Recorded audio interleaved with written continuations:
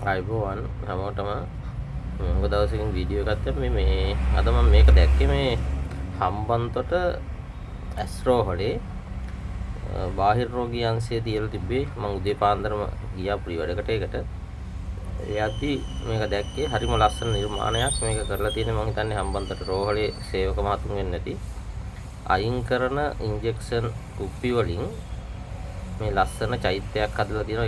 ඒක ලස්සනටම ලයිට් දාලා තියෙනවා. මාරම ලස්සනයි මේක දැක්කම. ඕන කෙනෙකුට ආසයි හිතෙනවා කුප්පි ටිකක් හරි කොහොම හරි එකතු කරගෙන මේ වගේ නිර්මාණයක් කරන්න. දැන් මටත් හිතිලා තියෙන්නේ. මමත් බලනවා ඉස්සරහට මේ වගේ නිර්මාණයක් කරන්න පුළුවන් වෙයිද කියලා. හැබැයි මේක නම් සුපිරිම වැඩක්, පට්ට වැඩක්. මේ වගේ නිර්මාණ කරන්න ඒක කරපු කෙනාට තව ශක්තිය ලැබෙන්න ඕන.